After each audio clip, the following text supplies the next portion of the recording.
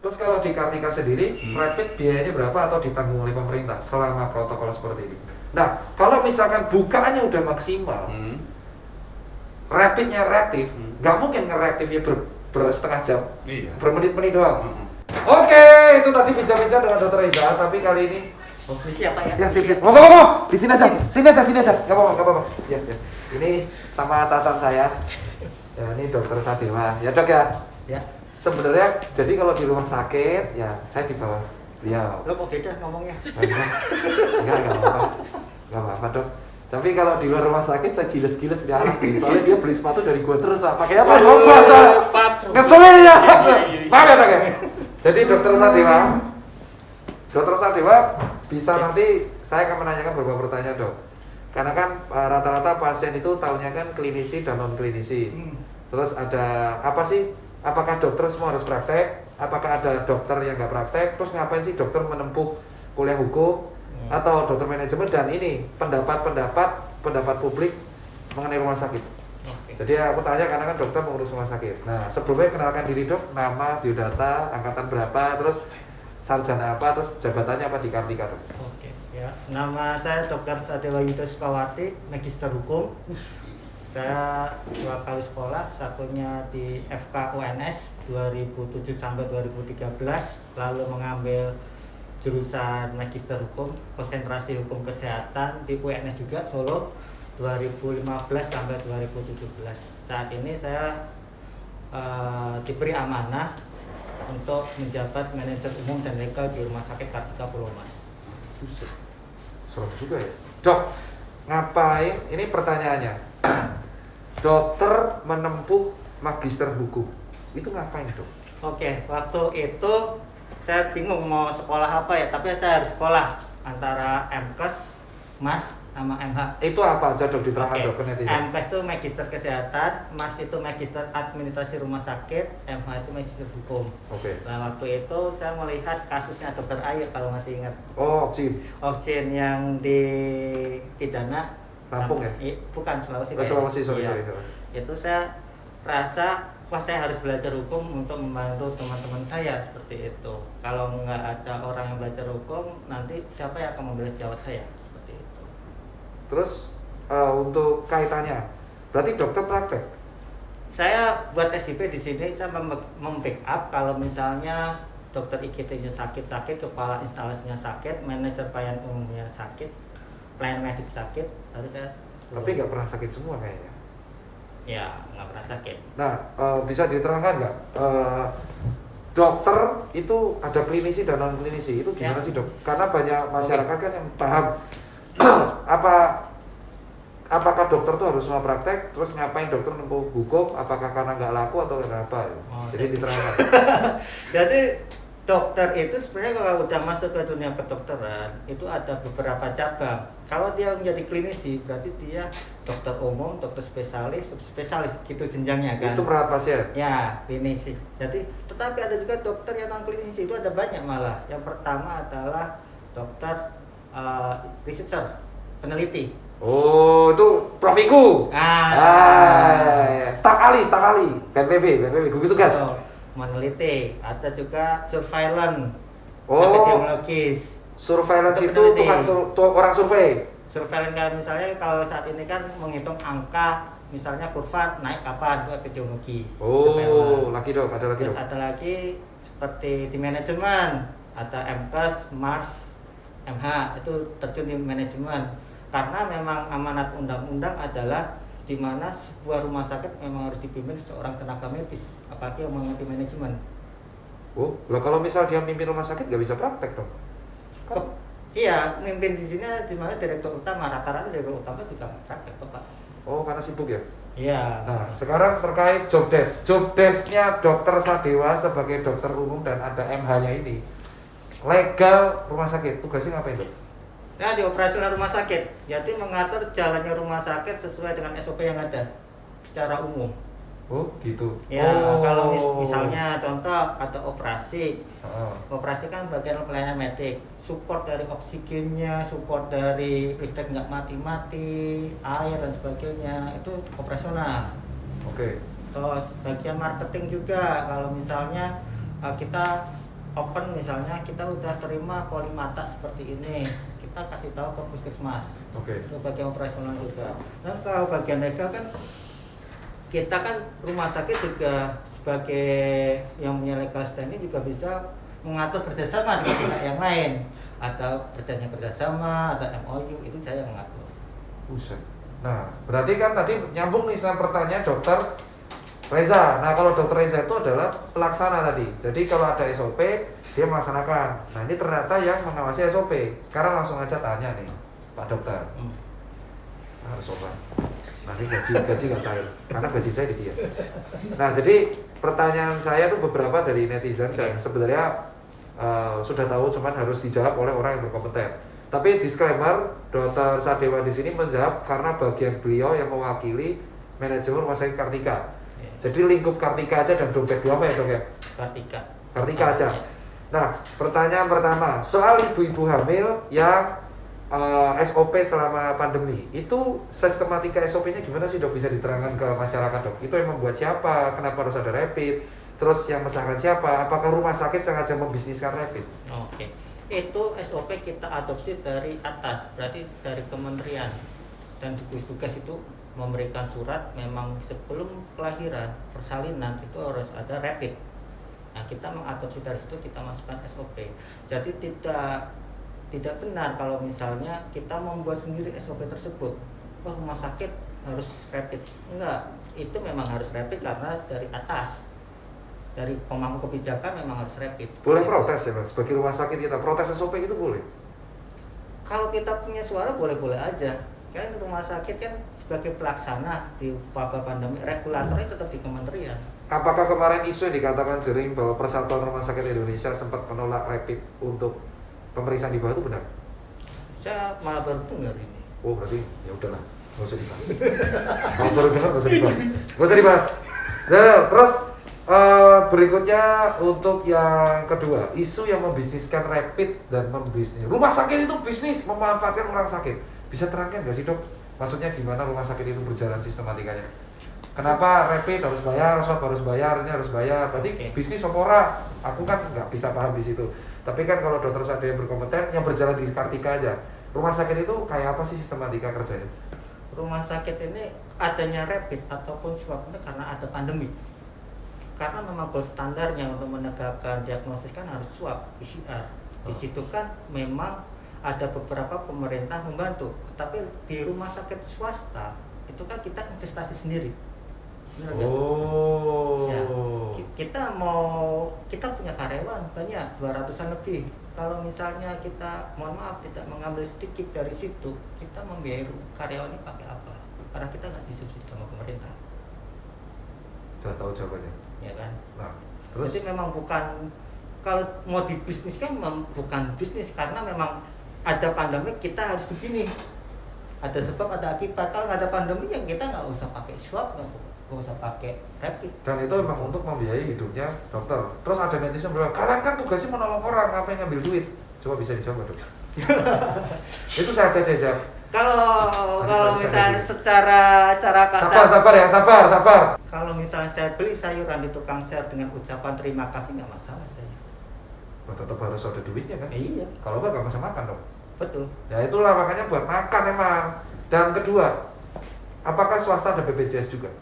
Rumah sakit kami justru 80% BPJS pasiennya. Berarti 90% dari BPJS adalah PBI, penerima bantuan iur.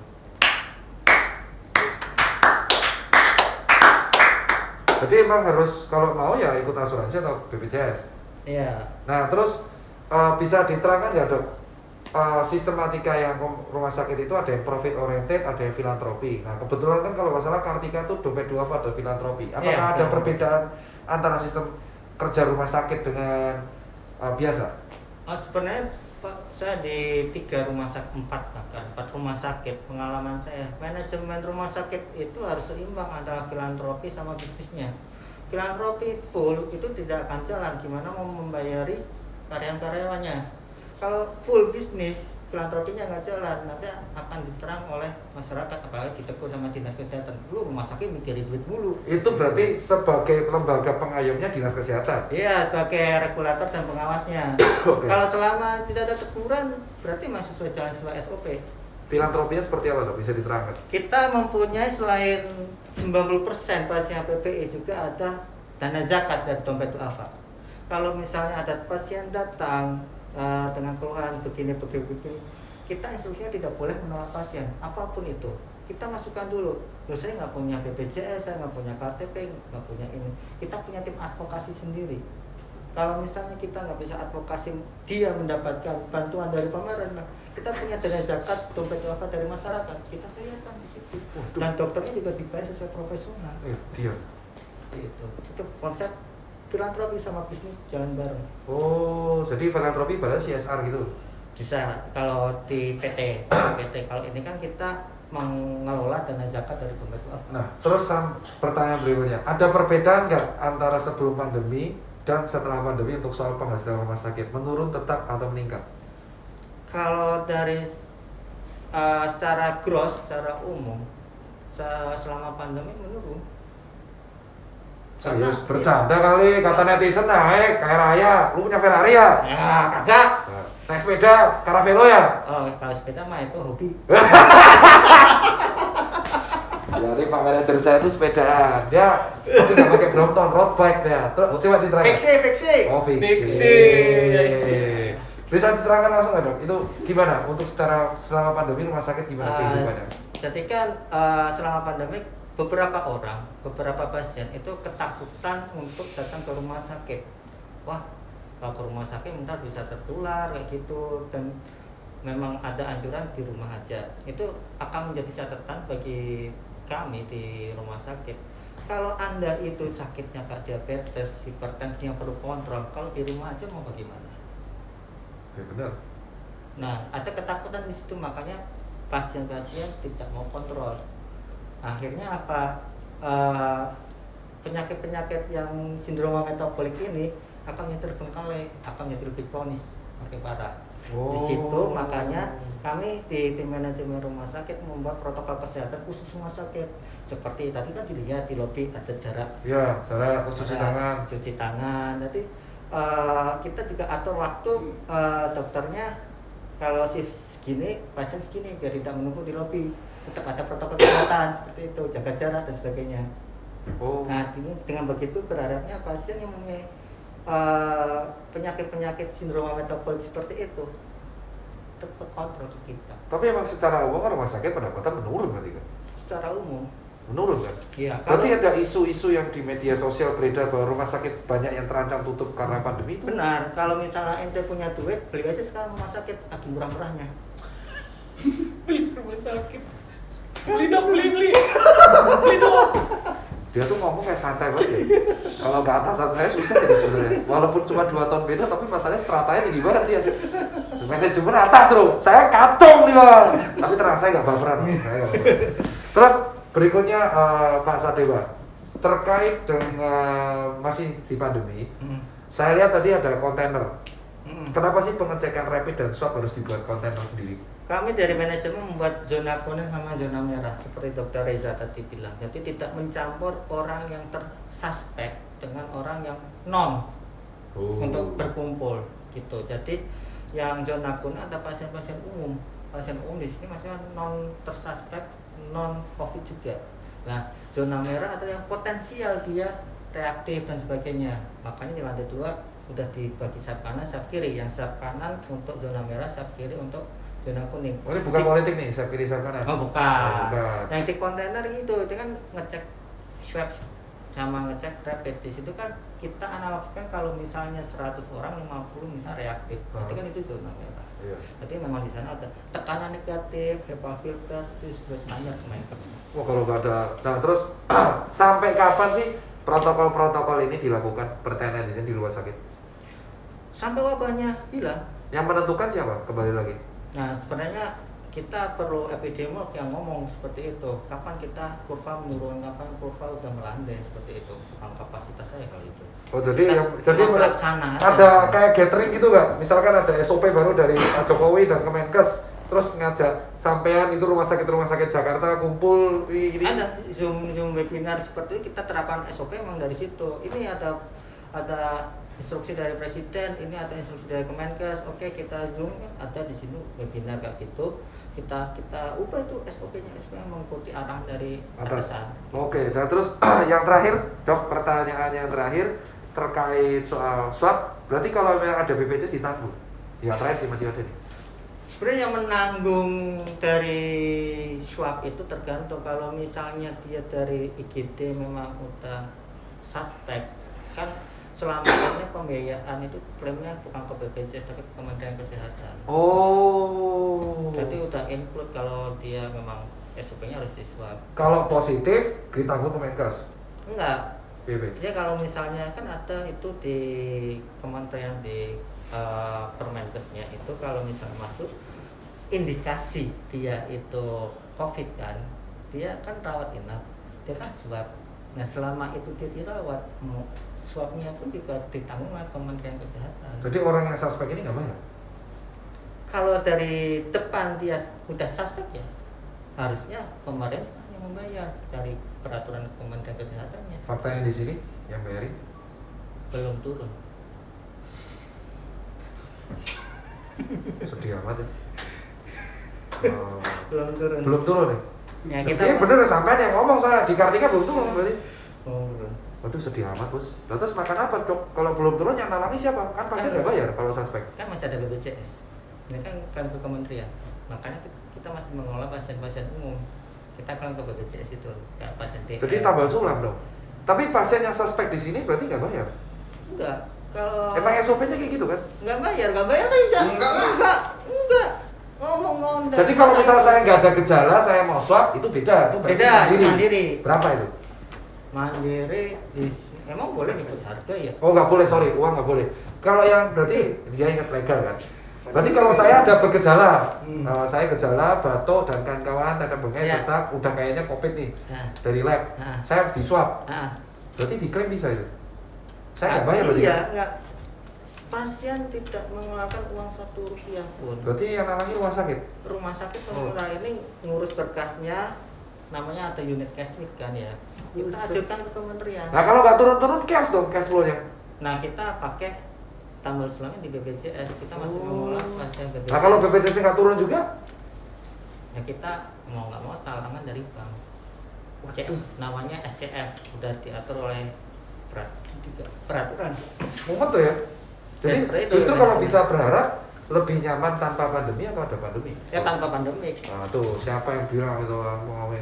Terus Pak Dokter, sampai kapan kemungkinan apakah sudah ada berita bahwa ada perubahan SOP lagi? Ada kabar nggak yang ingin disampaikan masyarakat mengenai SOP atau sekarang masih sama-sama aja? Belum ada SOP untuk rumah sakit tetap seperti itu, cuma definisi aja yang berbeda ya dari ODP, PDP, jadi suspek, probable sama confirm aja. Pada intinya sama. Yang kedua, selama SOP itu masih ada, berarti dimohon warga masyarakat tetap 3M, menjaga jarak, mencuci tangan, dan menutup masker, memakai masker seperti itu. Oke. Memang pencegahan memang lebih baik daripada pengobatan. Nah, terus kalau misalkan dok, ini yang pertanyaan terakhir banget. Dari tadi terakhir terus ya, tapi ini janji terakhir. Ada kasus-kasus yang terjadi di rumah sakit lain. Kita sebagai teman sejawat tuh boleh, kan banyak ditanya. Ayo Pak Dokter, itu soal kejadian, dokter-dokter yang followernya banyak itu pasti ditanya, dok soal yang ini gimana, soal yang ibu ini gimana, soal yang kasus ini gimana. Boleh nggak sih sebenarnya kita tuh ikut campur ke urusan rumah sakit lain? Jadi kan kalau misalnya itu sebenarnya ada alur tersendiri ya, alur tersendiri. Jadi misalnya ada Ibu X di blow up oleh seseorang di media, saya tanya dulu, Ibu X itu memberikan kuasa enggak ke orang tersebut? Karena yang berhak menentukan kesehatan atau kesembuhan pasien itu sendiri. Punya nggak kuasanya, surat kuasa? Kalau enggak ya udah, Anda tidak boleh ngomong atas nama Ibu X. Yang kedua, kalau misalnya profesinya yang disinggung, sejawat kita disinggung, di situ itu akan turun BHP 2A. untuk membantu advokasi. Berarti ID bukan kita kan? ID atas nama ID. Oke. Oke. Kalau rumah sakitnya disinggung, Persi yang akan turun ke satuan rumah sakit. Itu ada jalurnya sendiri-sendiri. Jadi kalau misalkan kita tiba-tiba misal rumah sakit A menolak pasien karena COVID bla bla bla bla, terus diminta ngomong terus saya ikut campur, nggak boleh kan? Nggak seperti itu. Nah, berarti itu bukan alasan kita para nakes diam kan? Karena emang ada SOP. Iya. Kalau misalkan ada blow up satu pasien atau satu oknum ke rumah sakit A, yang bisa ngomong ya tergantung kalau disinggung rumah sakitnya ya Persi atau orang jubir rumah sakit itu. Iya. Atau kedua ya kalau disinggung dokter namanya ya ID Regio. Iya, ID cabang. Jadi kan memang tiap rumah sakit mesti orang namanya jubir ya, biro humasnya. Itu yang berhak ngomong, bukan kita. Kayaknya kita nggak tahu situasinya sebenarnya seperti apa. Ketika rumah sakit ini bersurat ke Persi yang turun. Oh, dan berikutnya apakah semua dokter itu masuk ID? Kenapa semua dokter harus masuk ID? Monggo bro, terangkan dong. Dokter harus masuk ID karena satu-satunya organisasi profesi wadah kita, rumah besar kita. Kalau kita mempunyai masalah, kalau kita mempunyai masalah di profesi, kita mau ngadunya ke siapa kalau bukan ke ID? Salah satu hak dokter sebagai anggota ID adalah menyampaikan kalau masalah, dan kewajiban, salah satu kewajiban ID adalah mengadvokasi membantu keluhan tersebut. Oh, oke. Jadi itu kalau penjelasan dari Dokter Sadewa, semoga jelas ya, keren ya. 2 tahun di atas saya, tapi kalau ngomong perasaan kalau di luar rumah sakit ya kayak gini dia. Keren ya kalau udah pakai ilmu hukumnya. Ada pesan nggak dok buat masyarakat? Terserah, bebas pesannya apapun, tapi jangan lama-lama. Ya, kembali ya untuk masyarakat, pandemik ini bukan untuk dibisniskan. Jadi kami juga berharap, dokter semua berharap pandemik ini nggak ada. Itu sebagai masyarakat adalah sebagai garda terdepan untuk penanganan ini. Jadi memang garda depannya masyarakat berarti? Iya, garda depan. Aku ya kamu ingat garda depannya bukan dokter kan? Kita garda terakhir. Ketika dokter kita sakit, bahkan ada yang meninggal, siapa yang akan mau merawat? Oh iya benar sih. Sedih. Nah ya, makanya garda depan penanganan pandemi ini adalah masyarakat. Memang pencegahan itu memang lebih baik karena di situ memang droplet penularannya. Kita bisa menjaga jarak dari situ, mencuci tangan dan memakai masker. Itu akan mengurangi angka infeksi. Oke. Itu aja kalau dari kita. Jadi terima kasih buat kawan-kawan. Habis ini nanti kita akan buat episode lain bersama dengan Dr. Reza yang akan mengenalkan mengenai instalasi rawat jalan. Nanti kita akan di episode selanjutnya kita akan diskusi bersama dengan dokter spesialis penyakit dalam, dokter SP paru. Nah, kalau kalian mau konsultasi apapun, ini umpung ya, biasa konsultasi itu kan susah. Kalian bisa tulis di kolom komen pertanyaan-pertanyaan apa yang kalian ingin tanyakan. Ini ada 2 dokter penyakit dalam dan dokter SP paru. Tanyanya nyambung atau apapun, insya Allah nanti di episode selanjutnya kita akan jawab bareng Dr. Reza dan 2 narasumber berikutnya. See you at the next vlog. Kembali dan tetap terus bersama dengan Tirta Menyapa. Assalamualaikum warahmatullahi wabarakatuh. Saya Tirta. Apaan? Saya Sehat. Dewa. Salah. Udah ini efek di nih. Kembali lagi. Sampai jumpa di episode selanjutnya. Masih di Tirta Menyapa. Saya Dr. Tirta. Saya Dokter Sadewa. Oke. See you. Assalamualaikum warahmatullahi wabarakatuh. Waalaikumsalam. Jadi saya udah selesai mau pulang.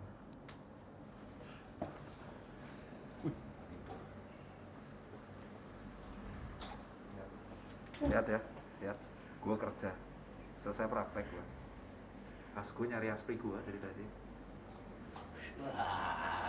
Selamat pagi. Selamat siang dong. Oh siang ya. Nah sore mau pulang gue. Gue kerja lu tidur. Bukan tidur. Maskernya mana? Tadi ada mimpi tadi sih kita. Meeting. Oh mimpi. Mimpi gua. Mimpi ya. Iya. Dikejar-kejar sama dokter. Siapa yang Subroto itu? Siapa? Subroto sama apa? Dokter Subroto, woi. Yang Raisa. Raisa. Dokter Raisa itu Dokter Raisa itu. suaminya Kasunanan pak, raja pak. Oh. Wadon kamu itu. Kamu Iya. kamu ngefans Dokter Raisa? Kagak, gua dilamarnya. Oh Itu di mimpi pak. Iya di mimpi. Kalau misalkan dokter mau jumpa Dokter Raisa mau? Kak, Bangun aja kaget ngeliat wajah lu, ngapain juga gua dibangunin tadi. Oh, nanti next selanjutnya kita mungkin episode setelah sama dokter Raisa nanti kenalin dokter, kita harus bincang-bincang dengan dokter Raisa. Iya. Tetap di Dokter Tirta Menyapa.